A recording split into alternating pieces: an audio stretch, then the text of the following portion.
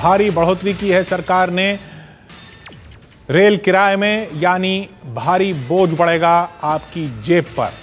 Rail किराए में बढ़ोतरी अभी से इसकी घोषणा कर दी गई है और हालांकि ये जरूर कहा गया है कि बजट में बढ़ोतरी नहीं की जाएगी। हमारे साथ जुड़ रहे हैं पूर्व रेल मंत्री राम नाईक साहब। नाईक साहब, ये आपने तो रेल मंत्रालय चलाया है, आप उसके पूरे वित्तीय संसाधन समझते हैं, ये ऐसी क्या जरूरत पड़ गई थी कि बजट से पहले यहाँ पर अभी करना जरूरी हो गया? क्या इसको टाला नहीं जा सकता था आपके हिसाब से? ये तो संसदीय परंपरा का घोर अवमान करने वाली बात है और ये अवमान तब उसका विशेष महत्व होता है जब पवन बंसल खुद संसदीय कार्य मंत्री रहे हैं, क्योंकि कोई भी आर्थिक वृद्धि इस प्रकार की बजट संसदीय अधिवेशन जब चलता है उसी समय पर होना चाहिए, उस पर बहस होना चाहिए। दूसरा, केवल ये पवन बंसल को इसमें दोष देना काफी नहीं है। देखिए, 8 साल में 5 रेल मंत्री हो गए जी, और इसलिए रेल मंत्री नियुक्त करने का काम जिनका है डॉक्टर प्रधानमंत्री डॉक्टर मनमोहन सिंह भी उससे अधिक दोषी है। मैं मानता हूं उससे तो उन्होंने सलाह की होगी और इसलिए 5 रेल मंत्री 8 साल में होते हैं तो स्वाभाविक है कि रेल के ओर जिस प्रकार का ख्याल देना चाहिए वो नहीं।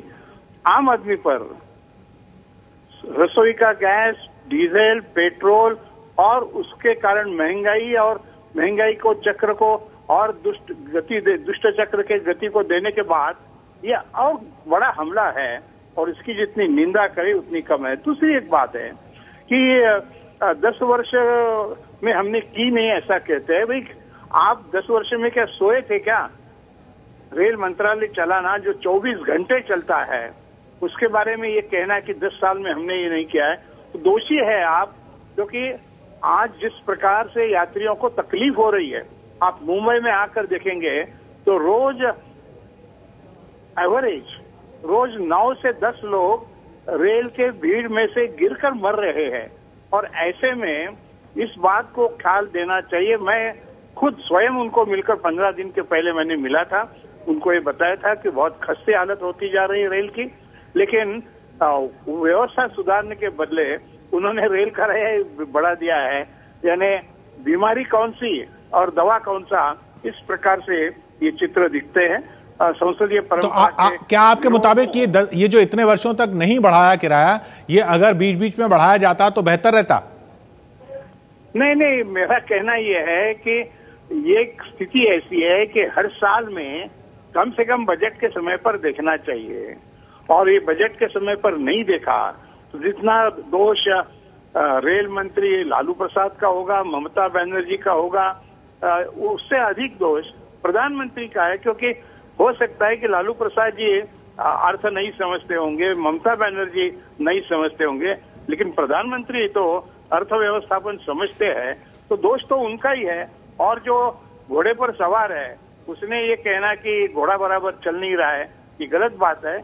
और इसलिए पवन बंसल के साथ ही साथ प्रधानमंत्री दोषी है।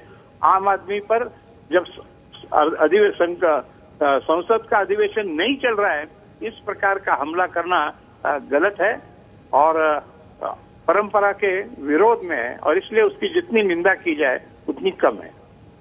बहुत बहुत शुक्रिया हमसे बात करने के लिए राम नाईक जी। पूर्व रेल मंत्री राम नाईक, जिनका कहना है कि अगर ये कहा जा रहा है सरकार की तरफ से या ये संकेत दिया जा रहा है कि पिछले रेल मंत्रियों ने अगर नहीं बढ़ाए किराए तो उससे रेल की अर्थव्यवस्था पर असर पड़ा है, तो ये कहना कि वो रेल मंत्री किस सरकार के थे और उनका प्रधानमंत्री कौन था, उसकी जिम्मेदारी क्यों नहीं बनती, ये सवाल उठा रहे हैं खुद राम नाईक।